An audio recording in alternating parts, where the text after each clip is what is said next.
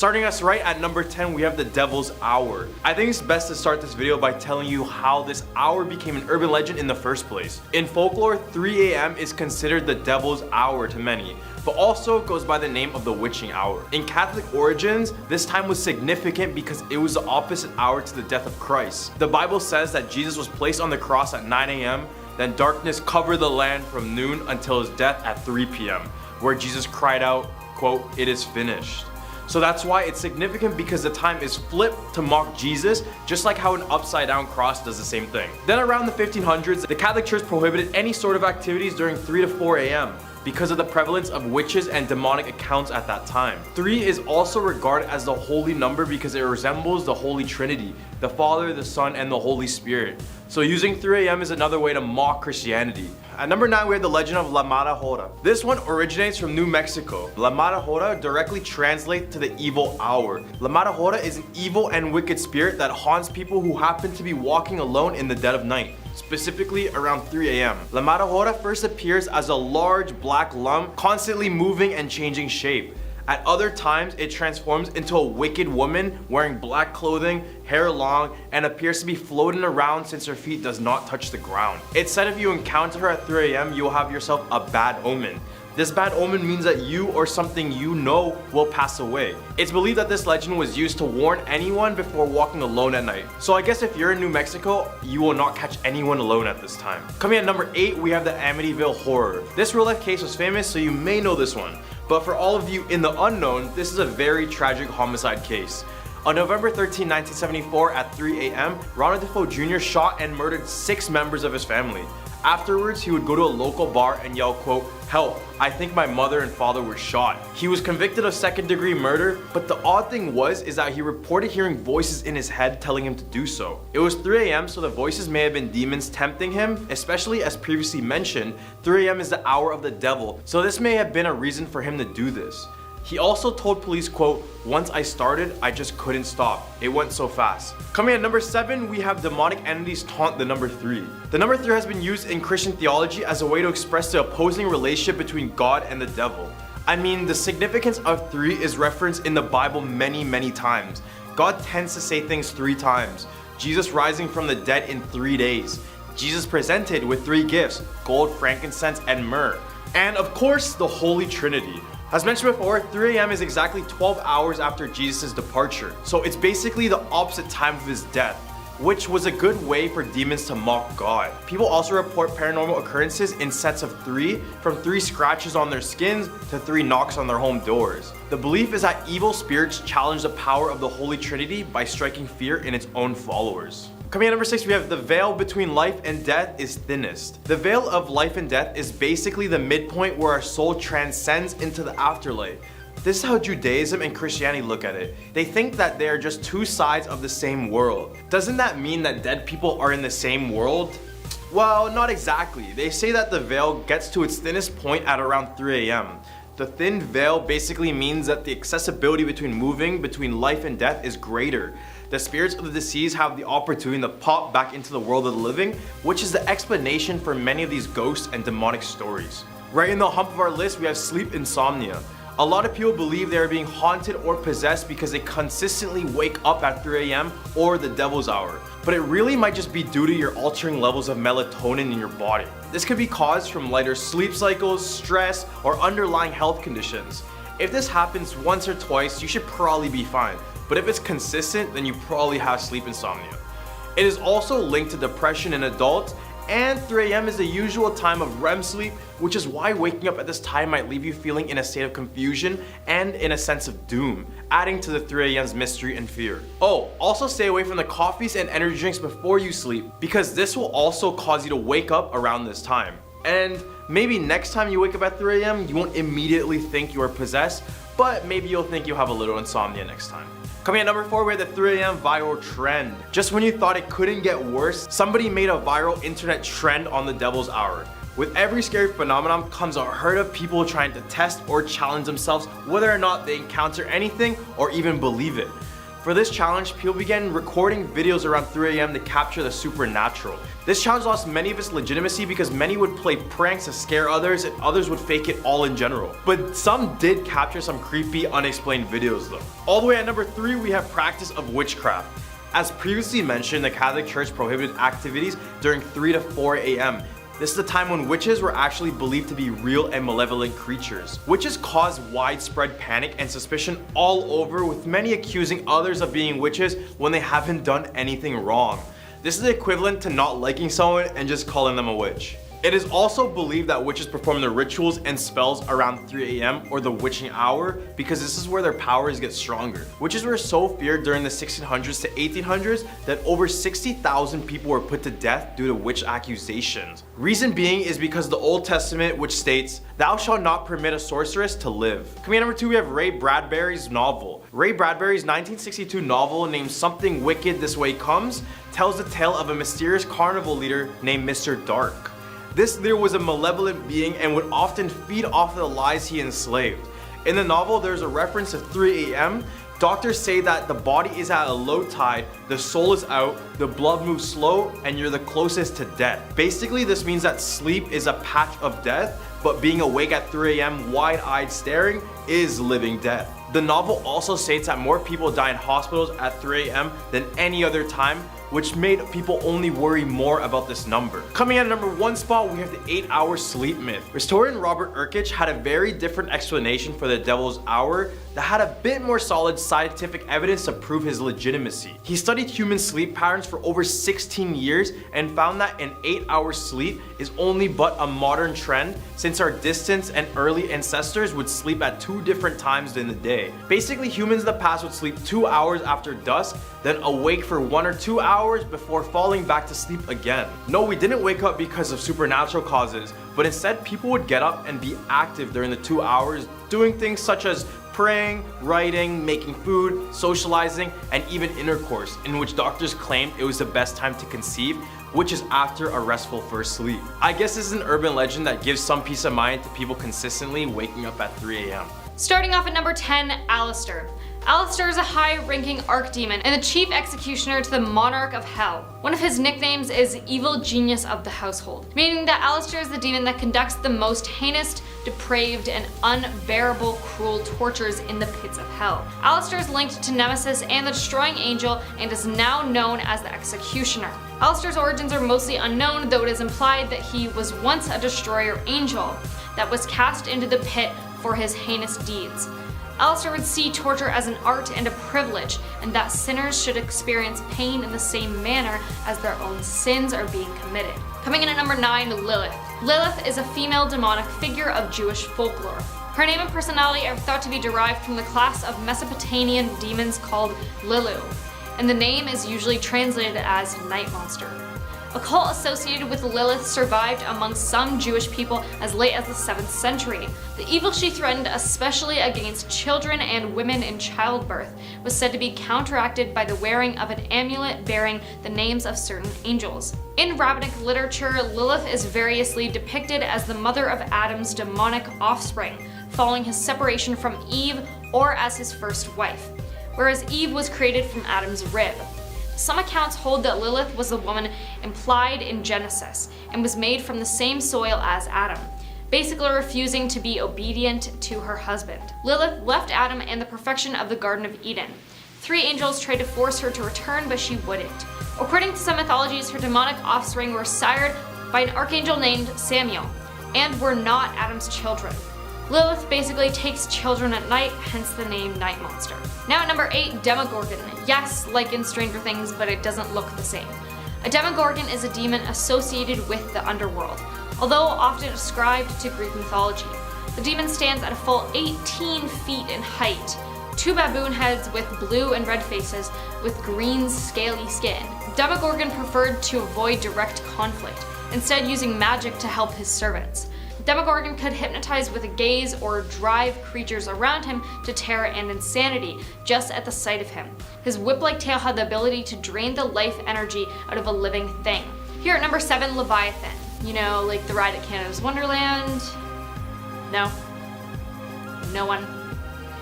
Yeah, no one cares about Canada. I'll move on. Leviathan is the beast of darkness and chaos and a king of hell referred to in the Bible.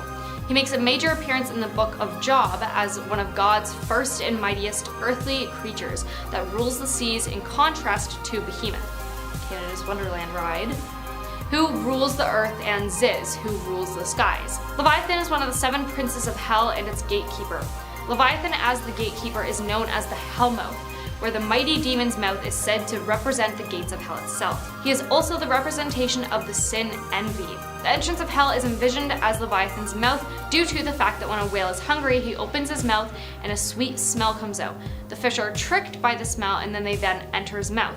Suddenly, the whale's jaw closes. Leviathan and the gates of hell are linked to one another. As such, it is said that the demon's very mouth, known as Hellmouth, can lead to the depths of the abyss as well. Taking number 6, Lucifer. Lucifer, light bearer in Latin, or in classic mythology, the morning star. Like the planet Venus at dawn. Seen as a male holding a torch, Lucifer had almost no legend, but in poetry he was often herald of the dawn. In Christian times, Lucifer came to be regarded as the name of Satan before his fall. It was thus used by John Milton, who was around from 1608 to 1674 in Paradise Lost. And the idea underlies the phrase, as proud as Lucifer. I fell from grace trying to prove a point. I was banished for eternity in the lowest pits of the abyss, for trying to show my brethren and my beloved Father on how flawed and murderous you humans are.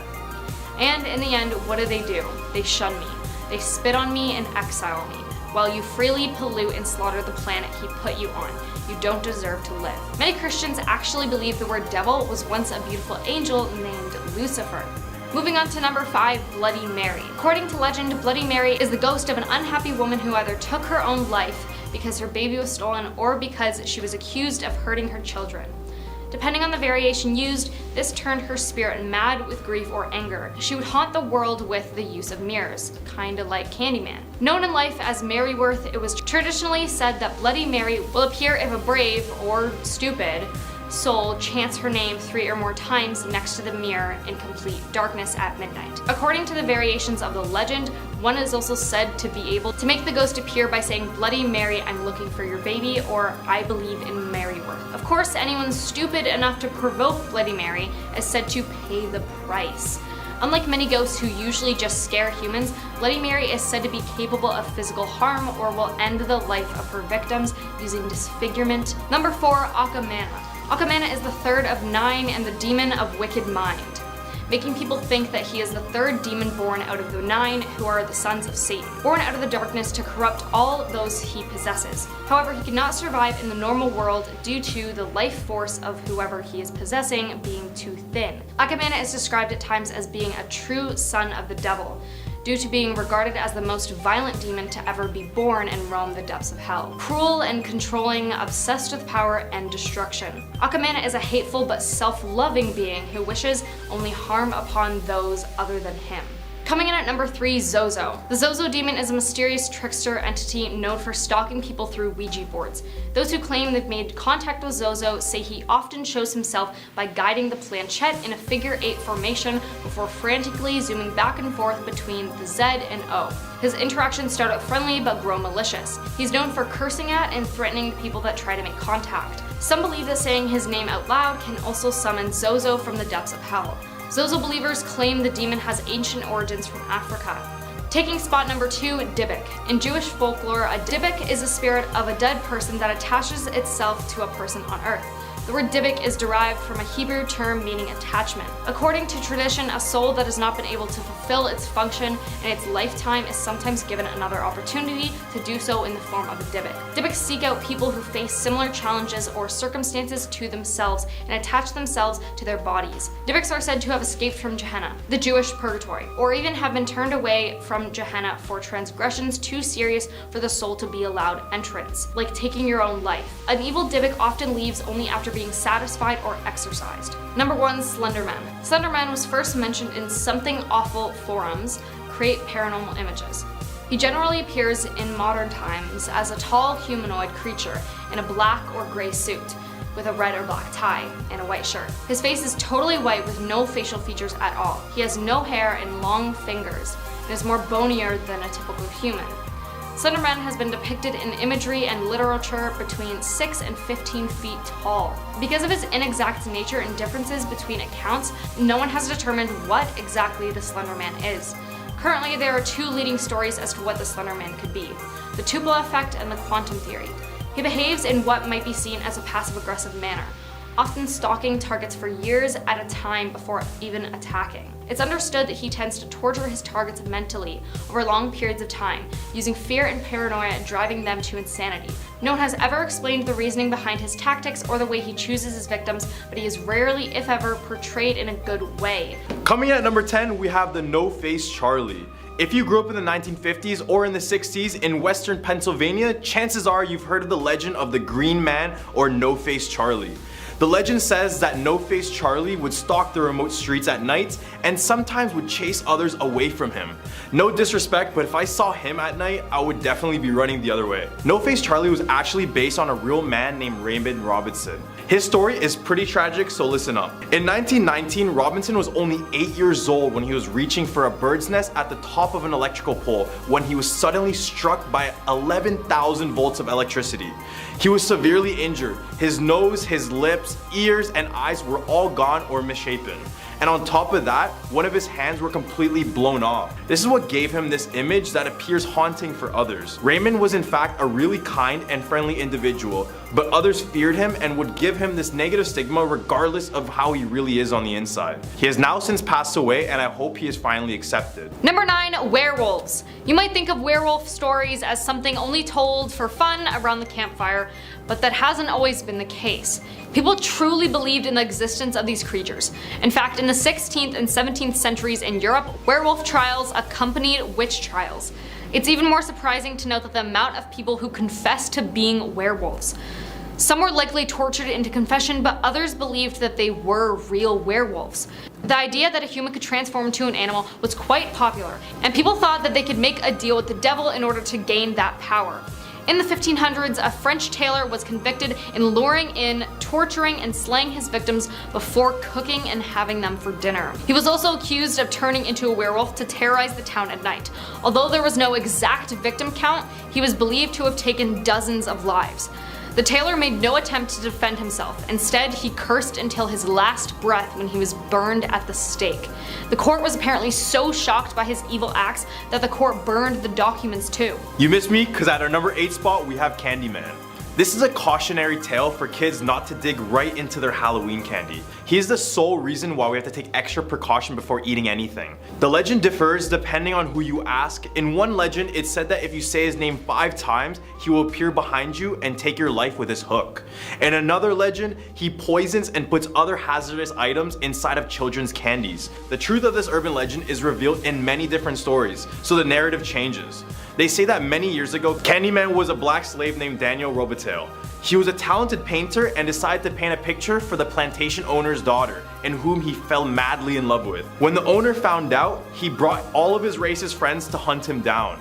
They would eventually get to him and cut off his hand, which explains his hook for a hand. In another iteration, Candyman was a man named Ronald Clark O'Brien.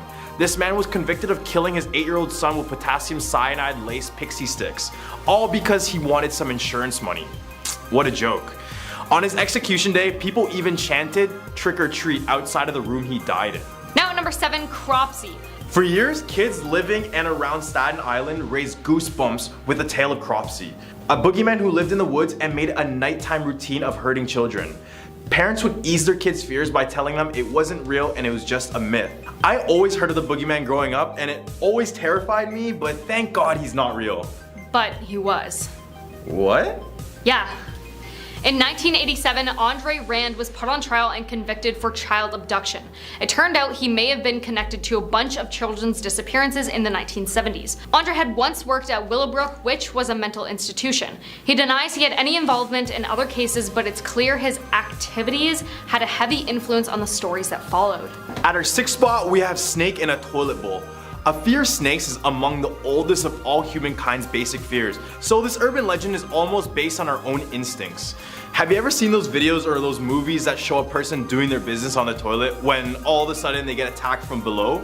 The reason why this situation is terrifying for some is because of how vulnerable we feel in the bathroom. Like, the very last thing I would expect when I'm doing my duty is for any sort of confrontation, and even more so with a snake. Back in the past, toilets were typically outdoor, which caused them to be riddled by ants, spiders, centipedes, and all other stinging creatures. If you have a bathroom inside, don't count yourself lucky, because in Australia, 2 different several-foot long pythons were found in home toilets, and in one case, a man's reproductive organs were even bitten. Right in the hump of our list, we have a corpse in the water tank. In popular TV show How to Get Away with Murder and horror movie Dark Water, they both showed a specific scenario where someone would move into a new apartment and their tap water is discolored and tastes funny. In the end, they will discover the reason being is a deceased body. Except this situation really happened. In 2013, after residents of an LA hotel started to complain about their tap water, they soon discovered the body of 21-year-old Elisa Lam. Her passing remains an unsolved mystery to this day, but strange surveillance footage showed her acting odd inside of an elevator. She would be looking out as if someone was just following her and just tracking her down. After an investigation and a documentary, it was discovered that she did it intentionally, which makes this case even more sad. Now at number 4, Bunny Man. Bunny Man is a guy from Virginia who dresses up as a rabbit and slaughters people with an axe. There's even an entire bridge named after him. Some say Bunny Man is an escaped convict who goes around Virginia mutilating rabbits and hanging them on Bunny Man Bridge. And the bodies of rabbits are said to show up around Halloween.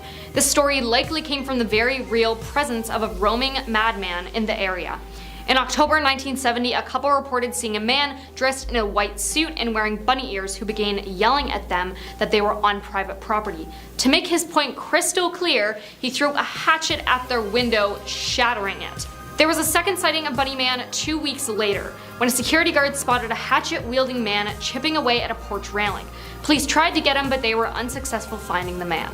All the way at our number 3 spot, we have a person under our bed. As I was a kid, I always was so scared of looking underneath my bed. I just always felt that something was just there. I could almost feel it. Did you sleep with the nightlight on? What? Did you sleep with a nightlight on? What? No, I'm a man. What? Okay. Did you know many kids feel this way? Because movies and shows always depict ghosts and monsters coming from under our bed. It just seemed like something was always hiding itself down there. And it finally came true on July 10th, 2003. A man checked into Capri Motel just east of downtown Kansas City and began complaining about a foul odor in his room. Management said they couldn't do anything, so he spent 3 days in the room until he had enough. He finally decided to check out due to the horrid smell, and upon discovering, staff of the hotel discovered a man's body underneath the mattress in an advanced stage of decomposition. Now at number 2, candy razor blades. So you all remember when you were kids and went trick-or-treating and your parents had to check your candy for razor blades, but we all just thought that they wanted to take some of it. Well, the story of razor blades being in Halloween candy is true. In Ohio, one Halloween night, a child was sorting through their Halloween candy when they cut their finger from a blade in the candy bag. They went to the hospital for stitches and no one else was injured. The blade was hidden inside the wrapper of the candy bar. That same night in Waterbury, Connecticut, police arrested a man after razor blades were found in the bottom of 2 trick-or-treaters' candy bags. And now coming in at number 1, swallowing spiders. Bugs are gross enough when we're awake, but the things they can do to us when we're asleep and defenseless is a whole different kind of disturbing. Thankfully, the widely spread fact that we're all regularly swallowing spiders in our sleep isn't true. But bugs can squirm their way into other places, like your brain. A woman ended up with an insect in her head, but it wasn't from anything she ate or did. The woman woke up to a tingling and crawling sensation in her nose and assumed she was just getting a cold. But then she started to feel like her eyes were burning. After multiple visits to 4 different doctors, they found out that a fully grown cockroach had taken up residence in the base of her skull near her brain between her eyes. Starting out this countdown at number 10, the Spacey family. Kevin Spacey was once highly respected in the film industry. However, everything changed when accusations came out about him having a very abusive behavior. Kevin's father was a self-proclaimed follower of the German man Adolf. The hatred for all races other than his own central to Kevin's dad's lifestyle. His father also led a secret life as an abuser, turning his hateful attention to Kevin's brother Randy. The allegations against Kevin were even made by Kevin's brother Randy himself. Randy said that Kevin developed a conniving personality to avoid conflict with his father, It said that this dark family secret could be the reason why Kevin turned out the way he did with his own very abusive behavior. However, that in no way excuses him for his horrible actions. From the Oscar stage to a courtroom across the pond, today actor Kevin Spacey faced a judge amid accusations of sexual offenses. The 62-year-old entered a plea as the judge set a date for his trial to begin. Here's ABC's Ian Pannell. Not guilty, said actor Kevin Spacey. There were no comments to the gathered press. Now at number 9, the Aguilar family. Veronica Aguilar was 39 years old at the time, and she lived in Los Angeles, California with her family. However, what neighbors and Veronica's husband didn't know was that she had imprisoned her own son inside of a closet in her home. With her husband, who was the child's stepfather, working away from home, Veronica was able to convince everyone that her son was being looked after in an institute. People, however, did not question it whatsoever because her son had autism, so it wasn't a big shock to them. After he was being kept in the closet for 3 years, being sedated most of the time, and starved by his own mother, the child unfortunately passed away. When the boy's stepfather realized what was really going on, Veronica was finally arrested and her family was unbelievably shocked by the situation. Here at number 8, the Odin family. Alice and Gerald Odin were a seemingly happy married couple with kids.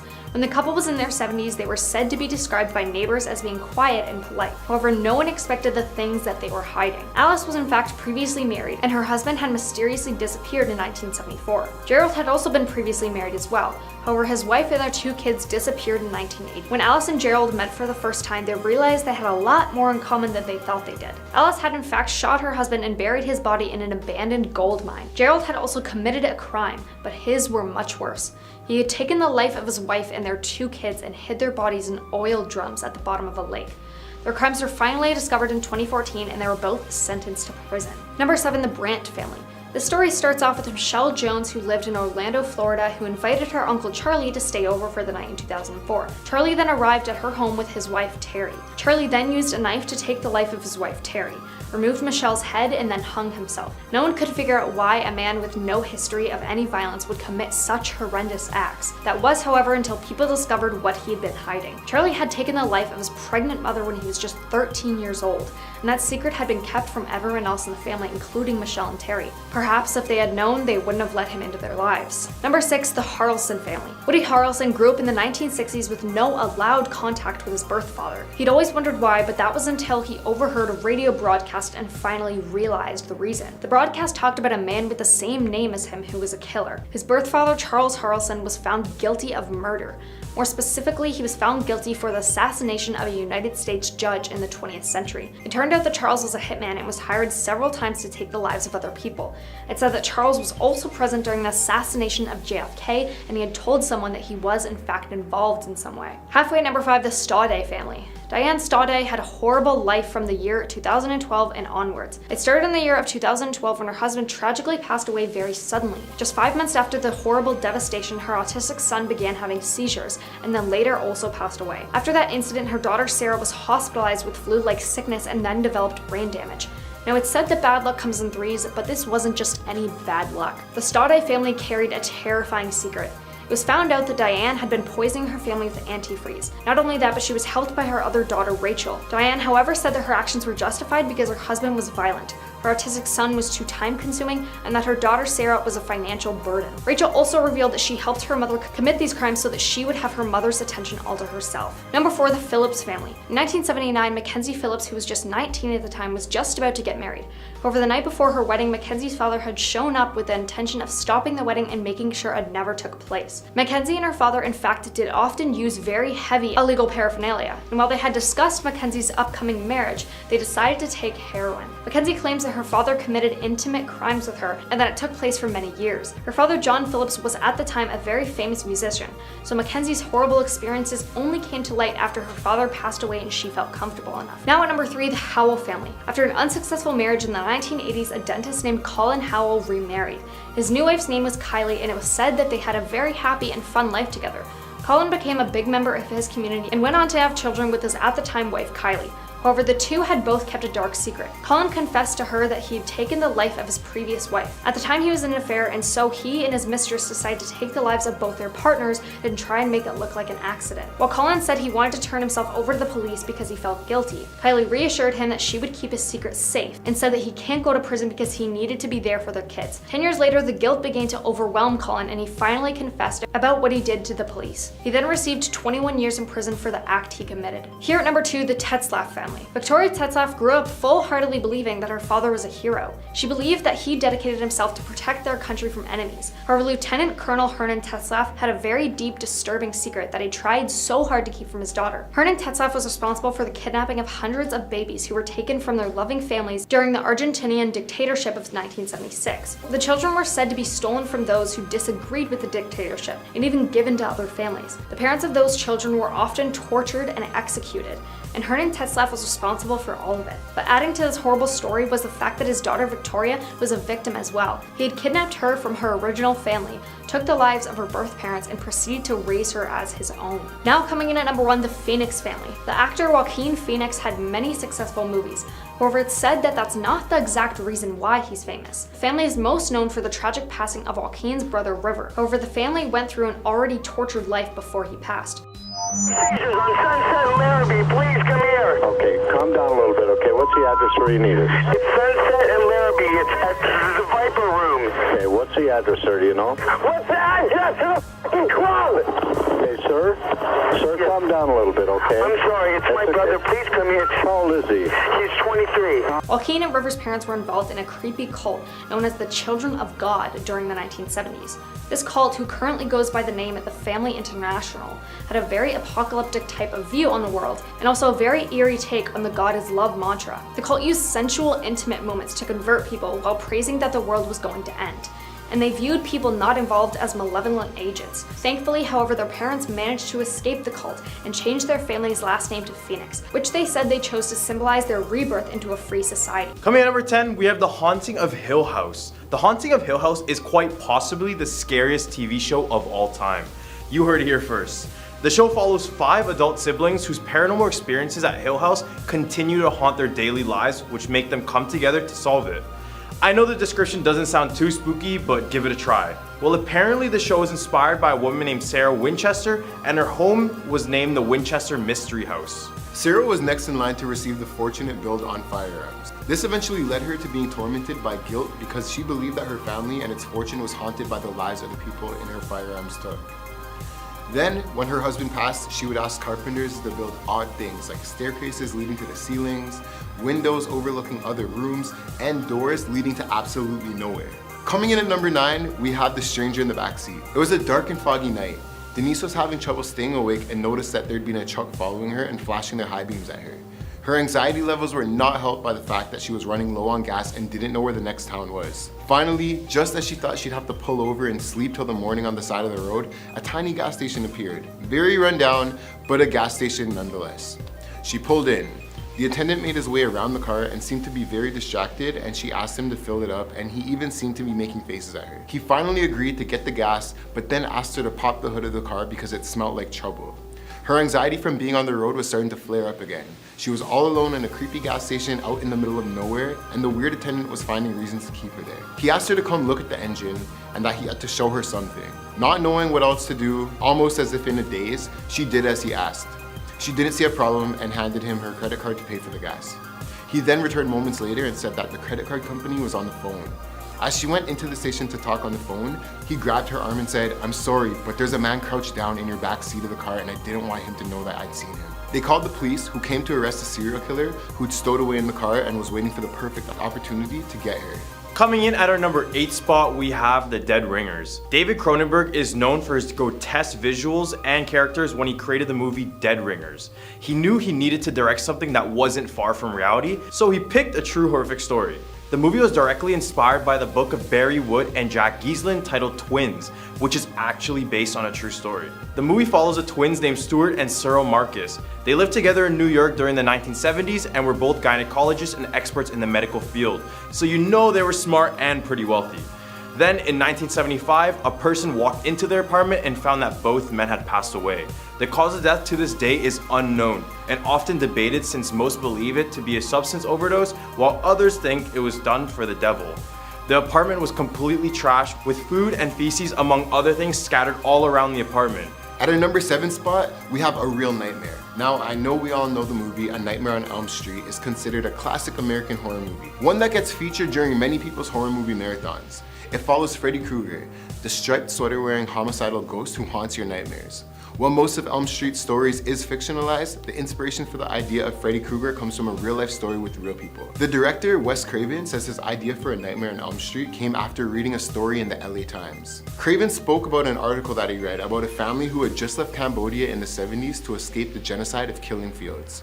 They became refugees who ventured to the US looking for a better life, but found tragedy instead. Now things were fine, and then suddenly the young son was having very disturbing nightmares. He told his parents that he was afraid that if he slept, the thing chasing him would get him. So he tried to stay awake for days at a time.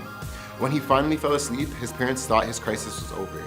Then they heard screams in the middle of the night. By the time they got to him, he was dead. He died in the middle of a nightmare. Here was a youngster having a vision of a horror that everyone older was denying. That became the central line of A Nightmare on Elm Street.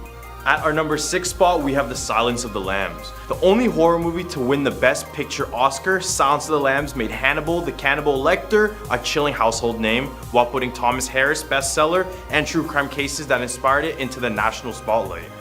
I know Hannibal was a different type of beast, but he was inspired by a real-life serial killer named Harry Hednick. He was probably the furthest from being good, as he was one of Philadelphia's most notorious criminals. He was infamous for his House of Terrors, where he would do unimaginable things to 6 different women that I can't even mention in this video. Even in the movie, Hannibal asked Starling, quote, "What does he do, this man you seek?" In which she replies, "He attacks women." They could easily be talking about Harry Hednick in the scene, especially since he inspired Buffalo Bill as well. At our hump in the list, we have number 5, Scary Movie. Now, Scream is one of the most beloved horror franchises of all time. It's personally my favorite. But did you know that there's a disturbing true story that inspired it all? To be clear, there wasn't a real murderer stalking around in a ghost face mask, prank calling his victims and asking them about scary movies. But there were real scary stories of horrifying murders that inspired screenwriter Kevin Williamson to pen his game-changing script, originally titled Scary Movie. Now, one day before creating Scream, Kevin Williamson was watching a house for a friend when he started watching true crimes on TV about serial killers. He noticed that one of the windows in the house was open and that he got really freaked out. He picked up the phone and called a friend while he checked the whole house with a knife in his hand. Him and his friend began bantering back and forth about scary movies, which initially struck inspiration for his franchise series. In the movie, there's usually someone home alone when they receive a call from Ghostface, and they begin going back and forth with each other talking about scary movies. Moments before he attacks them, of course. I think the way that Kevin came up with the idea was simply brilliant. And you know, we love it. Coming in at number 4, we have A Devil in Connecticut. The Devil in Connecticut is a book that is based on the controversial case files of Ed and Lorraine Warren. If you're any bit of a horror fan, names Ed and Lorraine Warren should ring a bell, since they're one of the most famous paranormal investigators in history. You know, The Conjuring, Insidious, just to name a few of the films they inspired.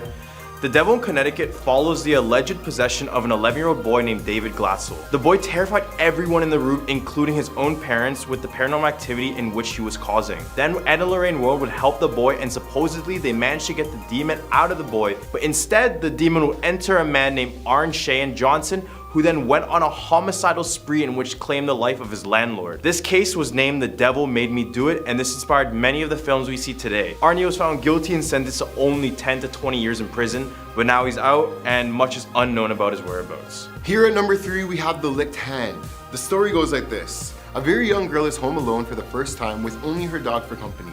Listening to the news, she hears a killer's on the loose in her neighborhood.